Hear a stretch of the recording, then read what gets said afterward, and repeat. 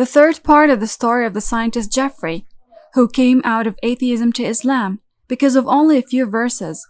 We stood in the previous video when Jeffrey asked, why is God the most generous? In the verse, read, in the name of your Lord, who created man from a clean cloth. Read, and your Lord the most generous. بسم الله الرحمن الرحيم اقرأ باسم ربك الذي خلق خلق الإنسان من علق اقرأ وربك الأكرم الذي علم بالقلم علم الإنسان ما لم يعلم. Jeffrey asked himself why he is the most generous, and said in himself, I have never before passed a text that calls for the works of reason in correct ways and harnessing it to strengthen faith as the Qur'an did in the following verse, and taught Adam all the names, and then presented them to the angels and said, inform me of the name of these if you are truthful. وعلم آدم الأسماء كلها ثم عرضهم على الملائكة فقال أنبئوني بأسماء هؤلاء إن كنتم صادقين. Says Jeffrey, well, you have this objection or the obvious question about the creation of this being, so here is this human creature who is an educated being with a lot of gifts. I will put before you these things, and you will tell me their names if you are right. So said the God. And what was the angels' response in the following verses? They said, Glory be to you. We have no knowledge except what you have taught us. Verily it is you, the All-Knower, the All-Wise. قالوا سبحانك لا علم لنا إلا ما علمتنا إنك أنت العليم الحكيم. Their response was that this test exceeds their cognitive abilities, and they confirmed this by saying that we only know what you taught us, and this requires knowledge and wisdom that they don't have. They replied to God that you are the wise and the knower, and this is easy for you. And in the next verse we read this. He said, Adam, tell them their names. And when he told them their names, he said, didn't I tell you that I know the secrets of the heavens and the earth, and that I know what you reveal and what you conceal? قال يا آدم أنبئهم بأسمائهم. Jeffrey says, I noticed here how easy it's for Adam to do this order. God told him, tell them their names, Adam. He comes back here to answer the question of the angels. Yes, you have some reservations about the creation of this human being. Yes, he can do some bad things, but look at this tremendous cognitive ability he has. And this is something you did not pay attention to and did not take into consideration. And this is clearly the meaning of this verse. Jeffrey says with emotion, though that I felt that the author is taking one of the most existential stories in human history, adapting it, and using it as a tool to deliver his message. As he says in this verse, didn't I tell you that I know the secrets of the heavens and the earth, and that I know what you reveal and what you conceal? Jeffrey says the meaning of the verse is that God knows what you do not know of facts, and he continues to read the verses until he reached this verse. And I know what you reveal and what you conceal. Jeffrey says, I looked at this and asked myself, what did they show and what did they hide? He says, I looked at myself for a minute and then said, what does the question show? Let's go back to the question and look again. It shows the wrong and offensive side of the human element. Isn't that clear? But what does the question hide? All you have to do is think about it for a moment. Yes, the human race can do evil and make mistakes, but it can actually do the exact opposite. Jeffrey says, up to this point in my life, I was on the side of the angels, even though they only saw half of the truth. He says, believe it or not, the first time I read this verse, was the first sight. I was always upset about the human life.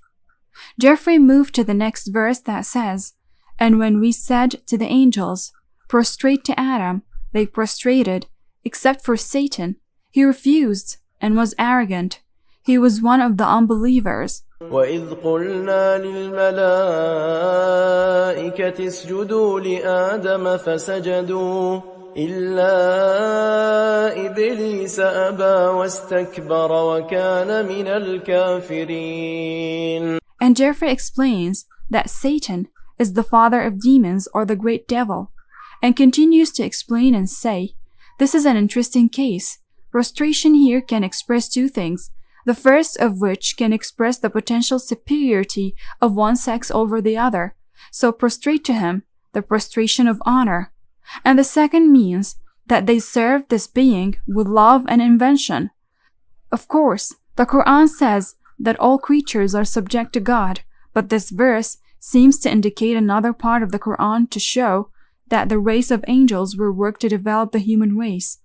And Jeffrey says, we will see later that even the demons will work to serve humans. Both angelic and satanic forces will work to serve and develop the human race. One will provide man solutions and ways to do beautiful things, and the other will try to drag man to walk in the opposite side. And then humans will become moral beings, and they will have to make moral decisions. In other ways, in the Quran tells us that man is not only an educated being, but also a moral creature who understands the difference between right and wrong. The soul will have to make the decision between good and evil, and this choice will be repeated again and again, until the human being transcends himself or gets worse, and the choice will always be his. Then Jeffrey says, let's follow the verse that says, and when we said to the angels, prostrate to Adam, they prostrated, except for Satan. Satan is the devil, this rebellious being who incites disobedience, whispers to the hearts of human beings. Jeffrey continues to explain it and says, we come to mention the evils that affect humanity. Note here why Satan did not prostrate. He refused because he's arrogant. If we ask here, what is the path of all evils? We believe that it's money, greed, and many immoral acts that man do it. But the Quran has another opinion, where it says that the path of all evils doesn't necessarily have to be a material thing, because the heart of all evils in the world is arrogance, to put yourself in a higher position than everyone, to give yourself priority and ignore the rights of others. It's the arrogance and boast that are the source of all evils. Then Jeffrey continues the talking and moves to the verse that says, and we said, O Adam, do well you and your wife in paradise, and eat from it whatever you wish, and do not approach this tree, lest you be among the sinners. وَقُلْنَا يَا آدَمُ اسْكُنْ أَنْتَ وَزَوْجُكَ الْجَنَّةَ وَكُلَا مِنْهَا رَغَدًا حَيْثُ شِئْتُمَا ولا تقربا هذه الشجرة فتكونا من الظالمين. He says, I looked at this verse and wondered if the writer was going back to the same old story, the story of Adam's sin and the punishment of life on earth. He says here, I felt that perhaps the author was swept away by his thoughts, and then returned after that to complete the traditional story known in other religions. He says, I was accepting some things while reading these verses, and this happens every time I move to the next verse, that the content of the verse is different from what I expected. In the previous verse, I see that God doesn't seem to feel threatened by the possibility of Adam eating from the tree.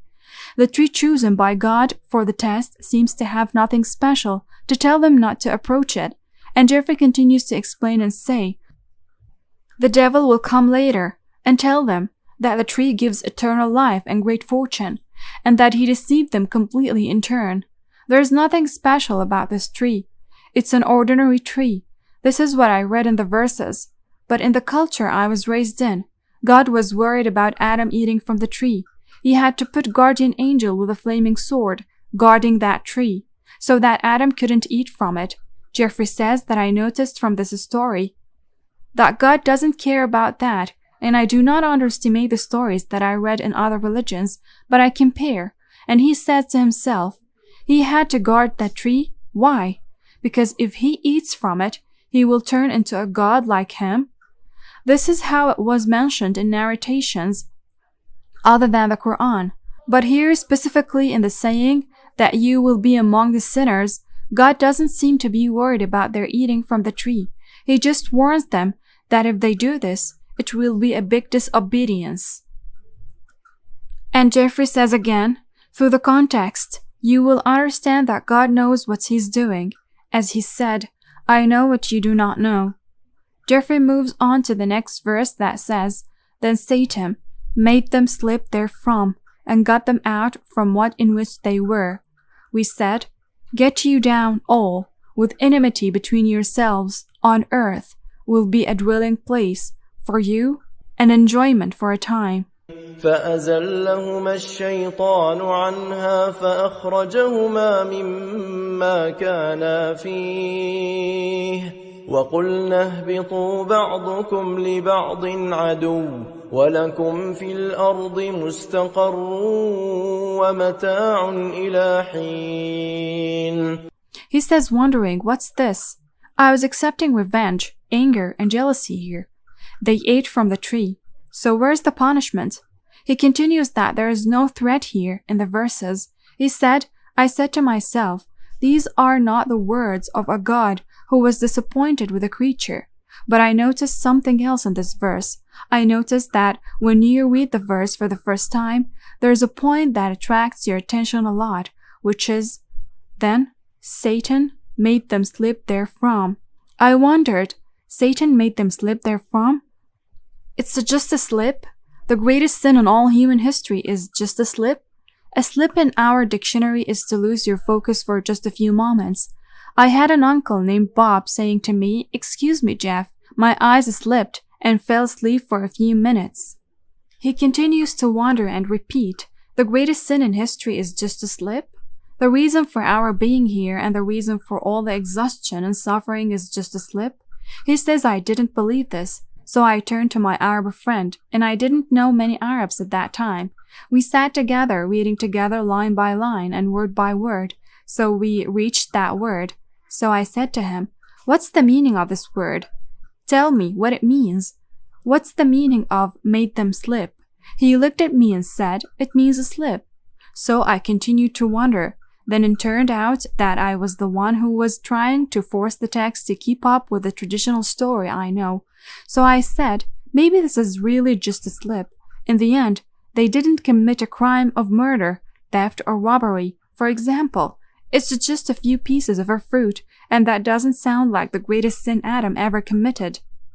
Jeffrey says, let's go back from the beginning to the story that was told in the previous verses. In the beginning, a human being learns, and we know that he is a cognitive being. Then we see that he is a moral being.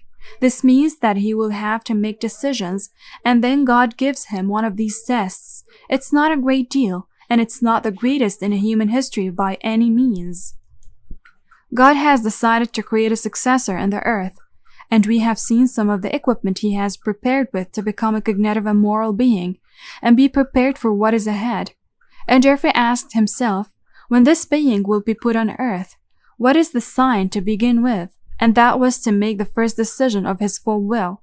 Yes, this is not the greatest sin in the history of mankind, but it means that man is ready to act according to his will, to depend on himself and make his decisions. It means that God created him in the first place to do this, and here he is, ready to take responsibility. And says Jeffrey, maybe I understood this wrongly. Maybe God will start pouring his anger on the human in the following verses.